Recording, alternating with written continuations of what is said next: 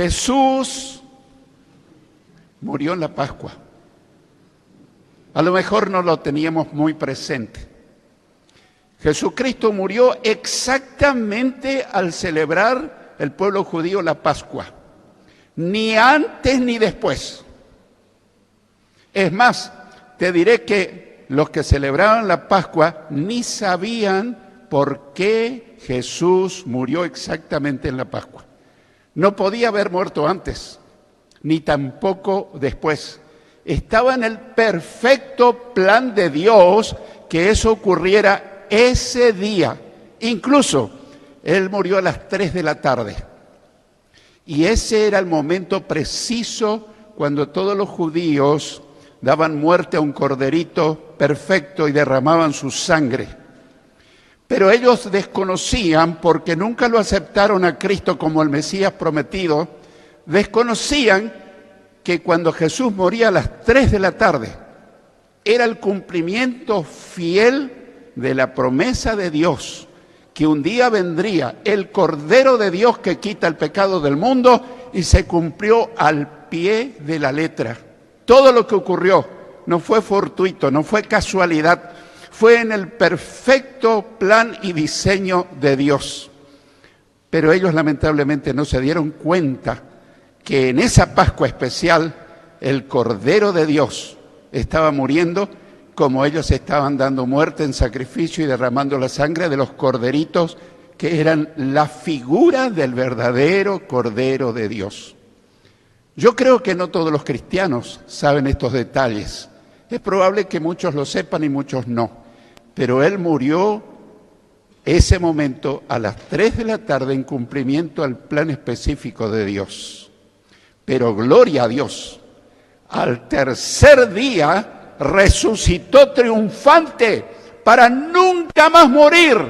Y hoy está en el cielo y a través del Espíritu en medio nuestro. Y te dice: bienvenido, hijo, tengo un regalo para darte. Si viniste dispuesto a recibirlo, te vas a regresar a tu casa con el regalo que tengo, la llenura, la plenitud, el bautismo del Espíritu Santo.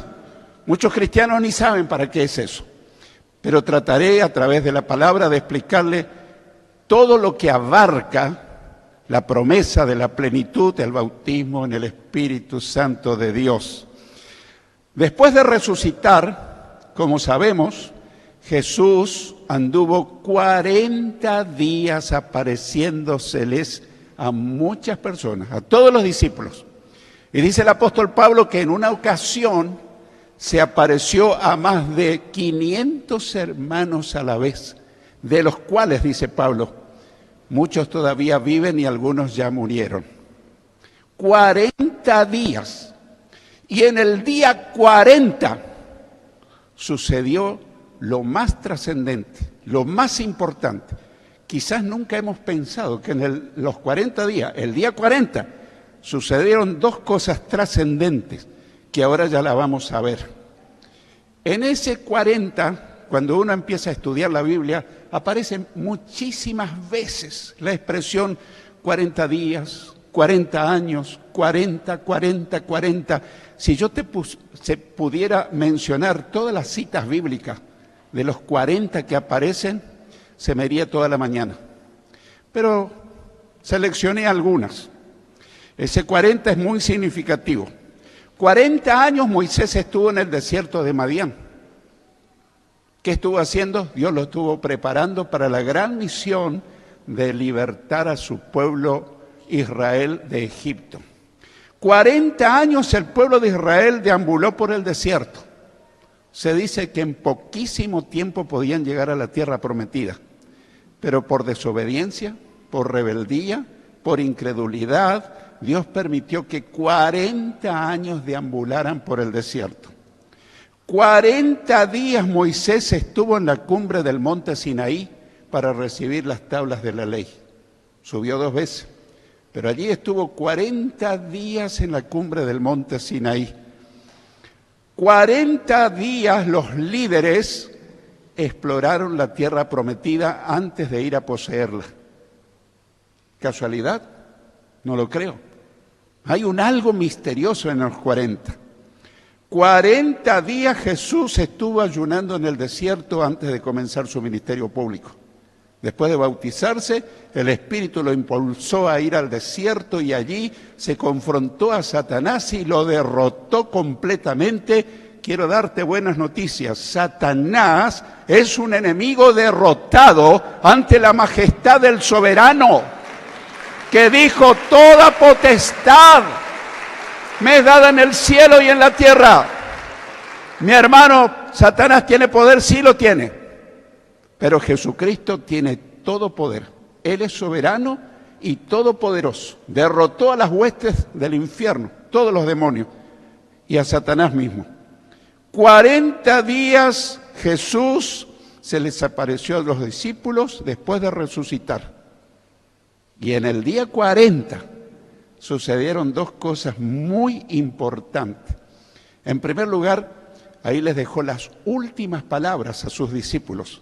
Muchas veces pensamos que las últimas palabras eran la gran comisión, pero si examinamos minuciosamente, las últimas palabras de Jesús fuera el encargo y la promesa del Padre de recibir el bautismo a plenitud del Espíritu Santo. Y en el día 40, inmediatamente después de darle esa promesa, Jesús se comenzó a elevar al cielo. Y dice que una nube lo cubrió y los discípulos lo miraban y desapareció de su vista. Yo trato de tener empatía con ellos, de ponerme en su lugar. ¿Qué día tan triste habrá sido despedir a alguien con quien convivieron 3 años y algunos meses? Comieron juntos, caminaron juntos, durmieron juntos, escucharon sus enseñanzas, vieron sus grandes milagros y ahora se le iba al cielo. Pensá en un momento cuando despedís a un ser querido, cuando te vas a un parque y sepultás su cuerpo, ¿cómo regresás a casa? No hay explicación, solamente el que lo vivió lo sabe, lo que es despedir.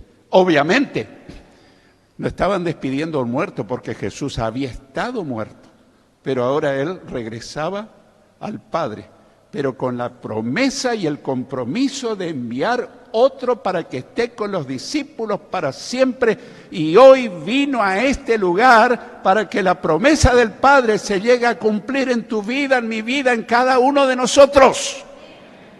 ¿Qué les prometió el Padre a los discípulos? Porque a veces no tenemos en cuenta que esta es una promesa del Padre, no es una promesa de Jesús, no es tampoco una promesa de los discípulos. Ellos eran necesitados como nosotros.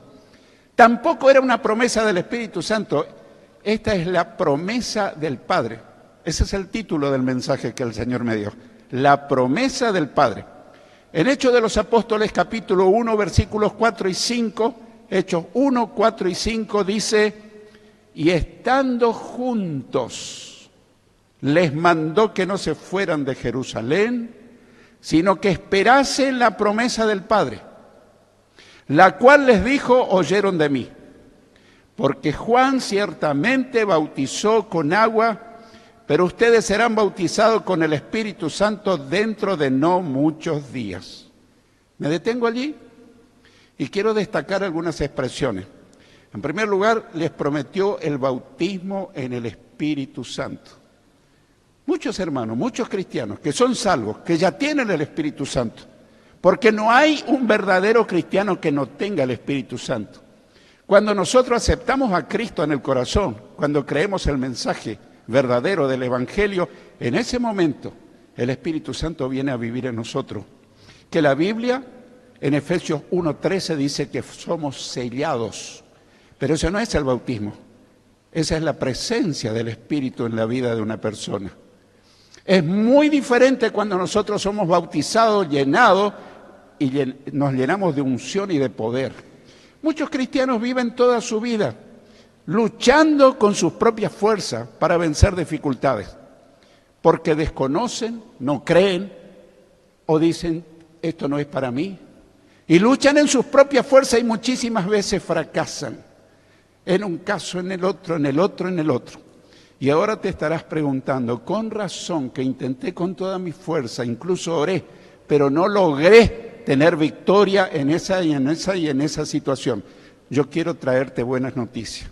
Con la llenura del Espíritu Santo no hay obstáculo que no pueda ser derribado, porque se trata del poder sobrenatural de Dios actuando a tu favor, y eso hoy está disponible para el que cree, para el que lo espera, para el que lo desea. Dios no te va a obligar, pero si viniste con hambre y con sed de Dios, vas a regresar una persona distinta.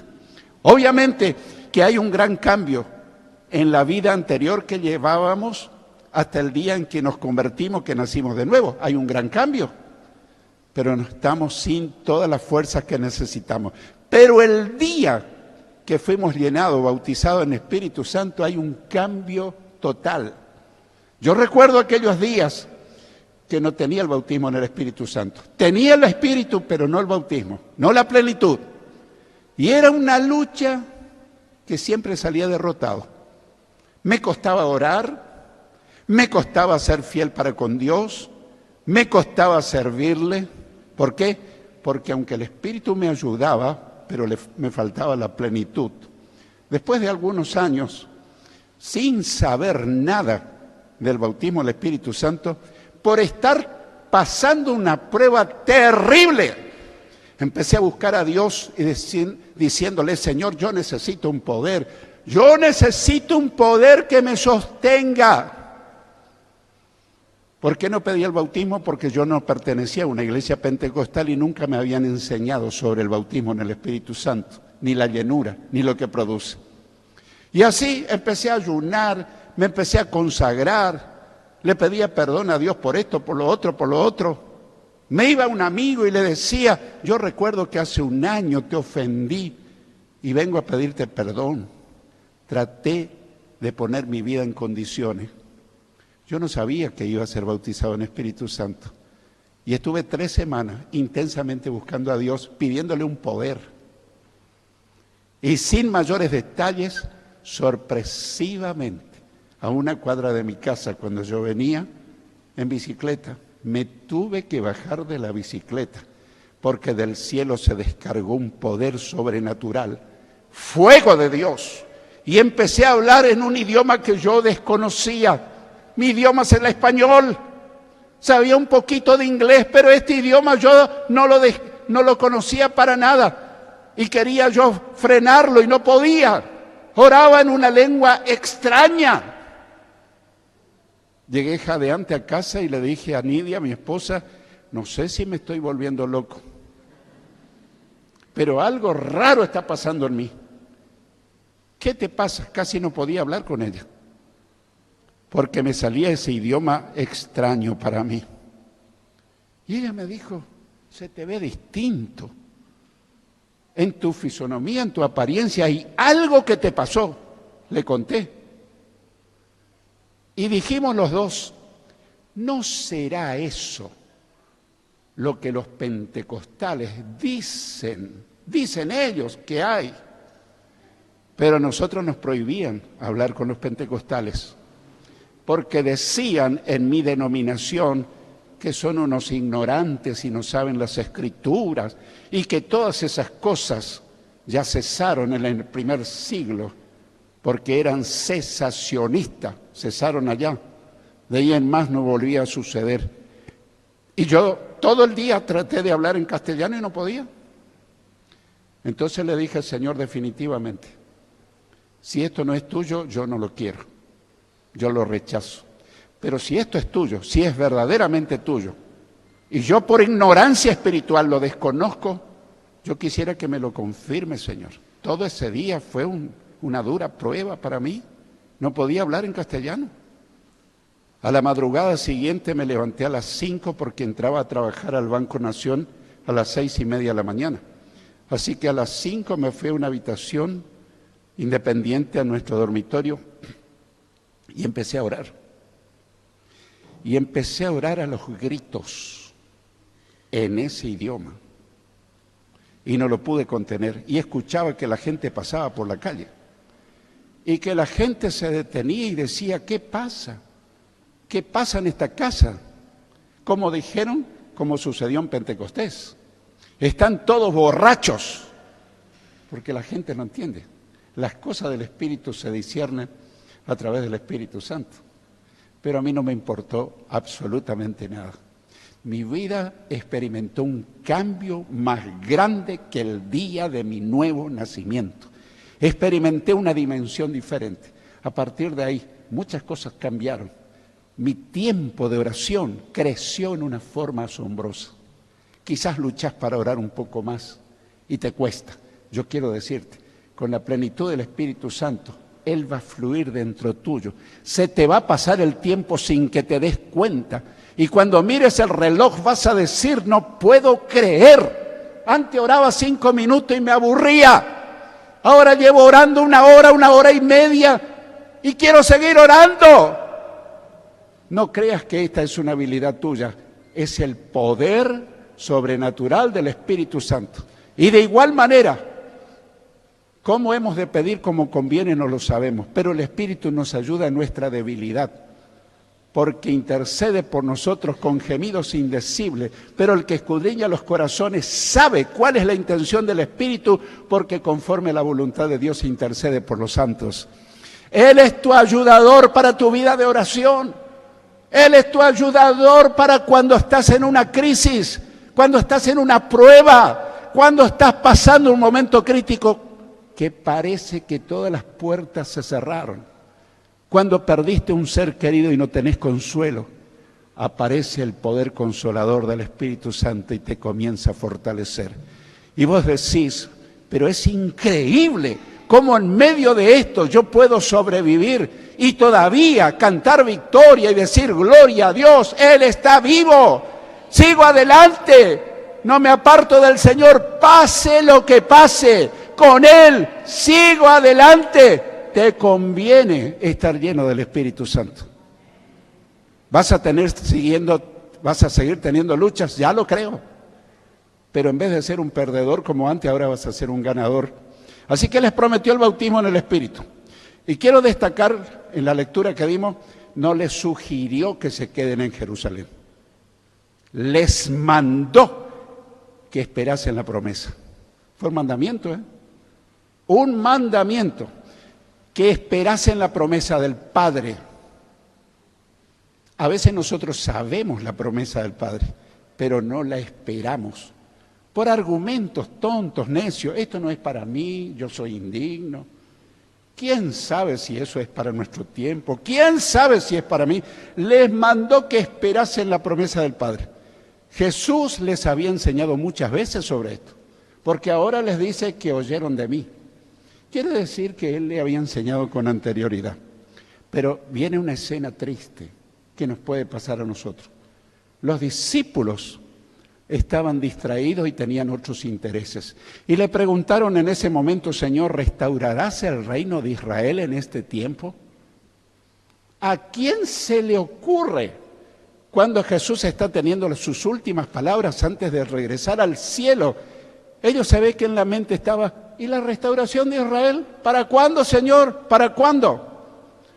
No se enojó el Señor, pero les dijo, no les toca a ustedes saber las sazones o los tiempos o los momentos que el Padre puso en su sola potestad.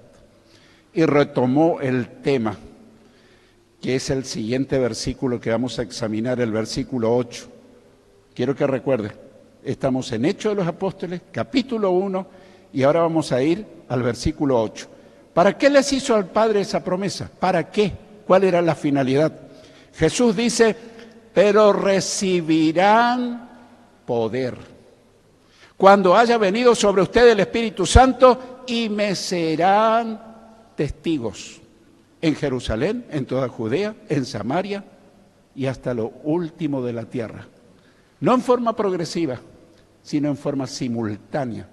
La cosmovisión de Dios no es primero Resistencia.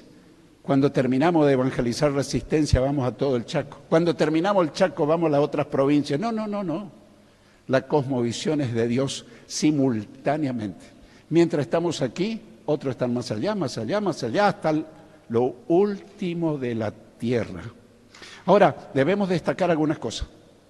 ¿Para qué les hizo esa promesa? Para recibir poder. Quiero que tengas muy en cuenta. Llenura, bautismo del Espíritu Santo, es sinónimo de poder. Poder sobrenatural. Un poder invencible. ¿Para qué? Básicamente para ser testigos de Cristo. Yo recuerdo los días que no había sido bautizado en Espíritu Santo. A veces estaba con compañeros de trabajo y no me animaba a hablarle de Jesús. Pero después que recibí el bautismo en el Espíritu Santo, no hubo gerente en el banco que no le prediqué del Evangelio. No hubo contador, no hubo autoridad que yo no me iba. Gerente, quiero hablar con usted. Sí, ¿tenía un problema de trabajo? No. Quiero hablarle de Jesús. Pero yo creo en Jesús, probablemente que sí. Pero ¿alguien le dijo alguna vez que lo tiene que recibir en el corazón para tener la salvación de su alma? Aranda, la verdad que nunca escuché ese tema. Bueno, ¿y qué tal si lo hablamos después? Me decía. No sé si no va a ser tarde, porque usted no tiene la vida comprada y yo tampoco. Y si usted posterga esta decisión, probablemente nunca la reciba. Cristo vino para perdonar pecado y salvar el alma y darnos vida eterna para llevarnos al cielo al morir. Gerente por gerente, contador por contador. Y cuando trabajaba en la tesorería, no hubo tesorero a quien no le hablé. Para vencer toda dificultad, porque a veces limitamos. El poder del Espíritu Santo es solamente para ser testigo. Sí que lo es. Pero yo quiero hablarte del abanico de dificultades por las cuales vos y yo pasamos. Y con el poder del Espíritu Santo, a partir de la llenura, yo reitero algo que ya lo dije, no se te van a acabar los problemas. Quizás tengas más problemas que antes, pero asombrosamente vas a empezar a caminar sobre los problemas. Y nunca te creas que ahora sos el superhombre, el superhéroe, porque vas a ser tan débil y limitado como antes. Pero dentro tuyo va a estar el invencible Espíritu de Dios. Y te va a sacar adelante. Y te va a llenar de paz. Y te va a dar gozo. Y te va a dar seguridad. Y te va a hacer un vencedor. Si vos querés llevar una vida mediocre, un cristianismo light, no te preocupes. Seguí solamente con el sello. Seguí con la presencia, pero si realmente querés ser un cristiano que te lleve de victoria en victoria, necesitas el bautismo, la plenitud del Espíritu Santo. Y yo digo amén a eso, yo necesito, yo lo recibí un día y tengo que pelearla fuerte contra mi carne para que esa llenura esté permanente. No es que un día recibimos y ya está, cuando cargamos el combustible al auto, después de andar un poco hay que volver a la estación de servicio. El Espíritu Santo es para ser renovado continuamente. Cuando Efesios 5:18 dice, no se embriagan con vino en lo cual hay disolución, antes bien sean llenos del Espíritu, los exégetas bíblicos dicen que originalmente dice, sean continuamente llenos del Espíritu Santo. Y si un día fuiste llenado, pero hoy te encontrás que tus fuerzas han menguado, yo quiero darte una buena noticia. Viniste a un buen lugar, porque el bautizador, el renovador, ha venido para llenarte de nuevamente. Quiero contarte entre paréntesis. Hemos intentado invitar a 5 personas para que hoy prediquen. Y las 5 personas han tenido compromisos que no han podido venir. Y yo quería eludir la responsabilidad. Y sufrí mucho. Porque me acordaba que Jesús dijo que nadie es profeta en su tierra. Y que se valora más si viene otro de afuera. No importa cómo sea. Pero eso le pasó a Jesús mismo en Nazaret. La gente no creía mucho en él, porque lo habían conocido de niño. Entonces el Señor me metió en un brete, como decimos, en la jerga cotidiana. Y le dije, Señor, no habrá otra posibilidad hasta último momento. Hasta que me dijo, a vos te designo que prediques el domingo. Señor, soy limitado. Enseñaste muchas veces que no te mires a vos. porque Moisés se sintió limitado, porque Jeremías se sintió limitado, porque todos los que han sido llamados se sienten limitados. Y probablemente vos te sientas limitado cuando tenés que hacer algo para el Señor, ¿sí o no? ¿Quién dice yo no puedo?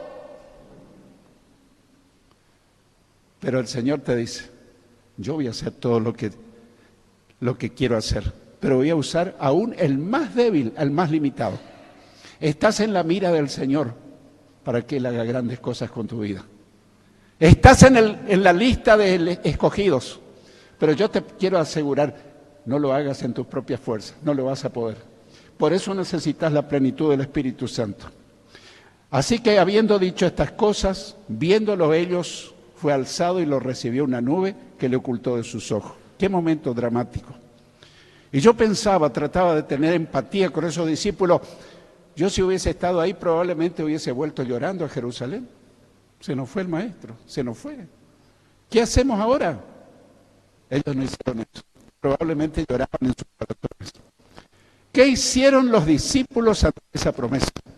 Y ahora nos vamos a los versículos 12 al 14. Estamos en Hechos de los Apóstoles 12 al 14 los versículos. Entonces volvieron a Jerusalén desde el monte que se llama del Olivar, el cual está cerca de Jerusalén, camino de un día de reposo. Esto significa un poco más de 1 kilómetro. Y entrados subieron al aposento alto, que era una casa, donde moraban Pedro y Jacobo, Juan, Andrés, Felipe, Tomás, Bartolomé, Mateo, Jacobo hijo de Alfeo, Simón el celote y Judas hermano de Jacobo. El versículo 14 es muy importante. Todos estos perseveraban unánimes en oración y ruego con las mujeres y con María, la madre de Jesús, y con sus hermanos. Quiero destacar algunas expresiones. Volvieron a Jerusalén. No sé qué habrá habido en sus corazones. Puede ser que había tristeza por la ausencia del maestro. Pero lo que estoy seguro, que vinieron con la firme decisión de buscar lo que Jesús les había prometido. En realidad no era de él la promesa era del Padre. Y Jesús se lo había enseñado. Volvieron a Jerusalén, subieron al aposento alto. Nosotros pensaríamos nuestros días, si no es en el templo, no va a suceder el bautismo del Espíritu Santo, porque somos prejuiciosos. Yo quiero decirte, Dios lo puede hacer en tu casa, Dios lo puede hacer en tu dormitorio. Mi esposa recibió el bautismo del Espíritu Santo estando en la cama. Por mucho tiempo ella decía este argumento. Hay muchos que dicen que tienen el bautismo del Espíritu Santo y no viven una vida ejemplar como se debiera. Hasta que un pastor le dijo, hermana, no mire a aquellos que dicen que tienen la plenitud y viven una vida que no es ejemplar. Olvídese de eso. Pídale perdón a Dios. No se ponga a mirar en otras personas. Mírele al bautizador que es Jesucristo. Y esa noche ella se humilló, se arrodilló, le pidió perdón a Dios. Le dijo, Señor, perdóname por mirar los malos ejemplos que a veces nos rodean. Y nos acostamos a dormir y a eso de las 2 de la madrugada, yo no sé qué pasó en nuestro dormitorio, porque ahí hubo una catarata. Yo me levanté, me desperté sobresaltado y Nidia, mi esposa, a los gritos orando en lenguas, dando gloria a Dios, dando alabanzas a Dios. Yo no entendía qué le decía porque ella estaba orando en lenguas. Bastó un reconocer su prejuicio y pedirle perdón a Dios. Quizás tenés algún prejuicio que va a ser un impedimento para que lo reciba. Vas a decir, como fulano, como fulana, dice que tiene, mira la vida que lleva. Es mejor que le pidas perdón al Señor. No le mires a fulano o a fulana. Mírale al bautizador, se llama Jesucristo. Él es el importante, no importa quién predica. El bautizador se llama Jesucristo. Ningún pastor bautiza.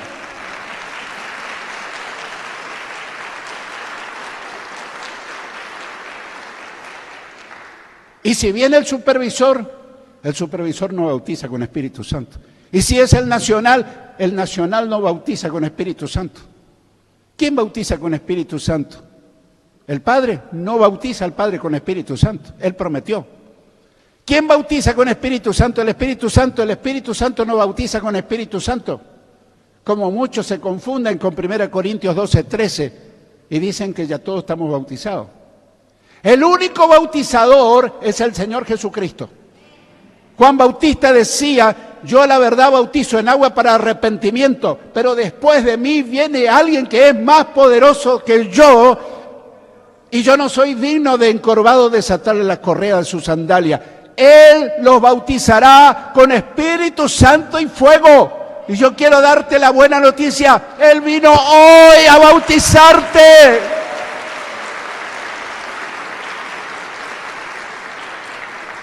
Cuando pasamos para ministrar y orar, no espere que el pastor fulano te imponga las manos, porque él no da el bautismo. El único que bautiza el Espíritu Santo se llama Jesucristo, el buen pastor. Pero vos tenés que desempeñar un papel activo. A veces pasan la gente y están así, estático. Quieren que nosotros oremos a los gritos por esa persona. Vos sos el principal actor en la recepción del Espíritu Santo. Tenés que implorar, tenés que pedir, tenés que gemir, tenés que decir: Señor, yo no vuelvo a casa sin ser llenado del Espíritu Santo. Nosotros vamos a orar por tu vida, pero el principal que debe orar sos vos mismo, porque eso es importante. Dice también que todos perseveraban unánimes. Nadie quedó en la casa a mirar el culto virtual por internet. Estoy diciendo esto entre comillas, en broma, no había internet. Todos perseveraban unánimes. ¿Por qué es tan importante? Un mismo ánimo. ¿Y qué quita la unanimidad? Nos confrontamos con fulano y todavía no arreglamos esa situación. Yo tengo resentimiento y vos también. Son cuentas pendientes. Ese es un grave impedimento, porque cuando hay unanimidad, por más que tengamos distinto carácter, que pensemos distinto, pero en Cristo somos uno. Hay unidad en la diversidad. Es increíble, pero esa es la unidad que produce el Espíritu Santo. Todos perseveraban unánime en oración y ruego. Yo me pregunté, ¿cómo no dice oración? Porque la oración es un diálogo. Pero ¿qué pasa con tu nene, con tu nieto, con tu hijo cuando quiere algo? Y vos decís: no se puede, papito, ahora no se puede. Pero abuela, pero mami, yo necesito, no, más adelante. No, yo necesito. Está implorando, está gimiendo, está llorando. Y yo te pregunto, ¿qué hace ese abuelo o esa abuela? ¿Qué hace ese padre o esa padre? Yo no sé de dónde saca el dinero, o se va y pide fiado y le da lo que el hijo le pide. Hay veces que venimos al culto a esperar al Espíritu Santo, pero bueno, si Él me quiere dar, que me lo dé. Yo tengo una mala noticia que darte. Si viniste con esa actitud, te vas a ir igual como viniste. Porque esto no es una oferta barata. Esto es para aquel que lo desea con toda su alma. Y llama la atención que estos pasajes dicen: con María, la madre de Jesús, y con sus hermanos. Tal vez nunca lo pensaste. María, orando para ser llena del Espíritu Santo. María, orando para ser bautizada en Espíritu Santo. María, la madre de Jesús. Y con sus hermanos. ¿Qué hermanos? Los hermanos de Jesús. Jesús tenía varios hermanos que nunca creyeron en Él. Pero después de la resurrección vieron que ese no era simplemente el hermano que se crió con ellos. Era el Mesías prometido de Israel. ¿Qué sucedió con la promesa del Padre? ¿Qué sucedió? ¿Se habrá cumplido? ¿No se habrá cumplido? Y yo te pregunto, cuando Dios promete algo, ¿le crees o no le crees? Si yo te pregunto, ¿crees en Dios? Me vas a decir que sí. Pero a veces no le creemos a Dios. ¿Me explico la diferencia? Y si Dios el Padre lo prometió, yo te pregunto, ¿lo va a cumplir o no? ¿Sí o no? ¿Qué sucedió con la promesa del Padre? Hechos capítulo 2, versículos 1 al 4. Hechos 2, 1 al 4. Cuando llegó el día de Pentecostés, estaban todos unánimes juntos. Y de repente vino del cielo un estruendo como de un viento recio que soplaba, el cual llenó toda la casa donde estaban sentados. Y se les aparecieron lenguas repartidas como de fuego, asentándose sobre cada uno de ellos. Y fueron todos llenos del Espíritu Santo y comenzaron a hablar en otras lenguas según el Espíritu les daba que hablasen. Cuando llegó el día de Pentecostés estaban todos, no algunos, estaban todos. Y estaban unánimes. Y estaban juntos. Y de repente sucedió algo sobrenatural. Eso fue un caso único. Se sintió un ruido como de una tormenta y se empezaron a ver llamas como de fuego. Y se asentó sobre alguno, no sobre cada uno. Y soplaba como un viento recio, asentándose. Y fueron todos llenos del Espíritu Santo. ¿Notaste que allá era la promesa del bautismo y acá está hablando de llenura? Es que la primera vez que ocurre son sinónimos.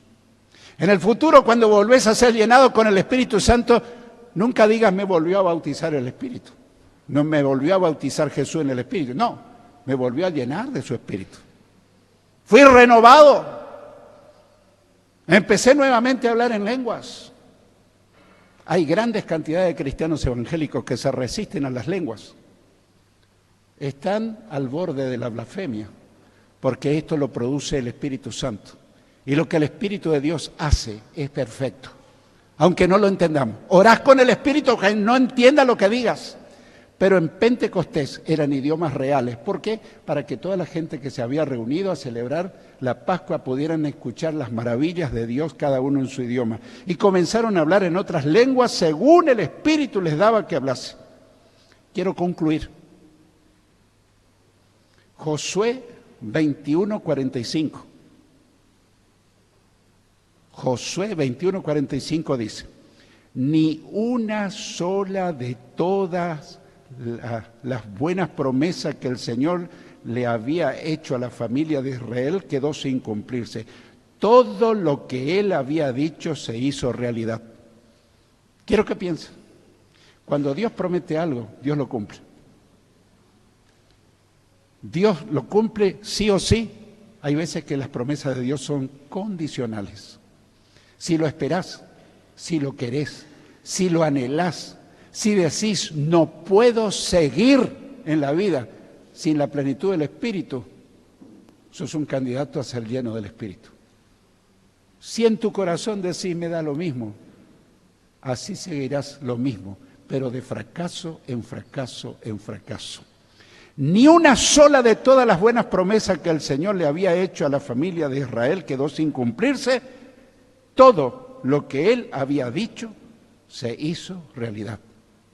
Y lo que Dios prometió acerca del bautismo, llenura del Espíritu Santo, hoy se hace realidad si aquí hay gente que lo necesita. Yo pregunto, ¿hay alguien que lo quiere?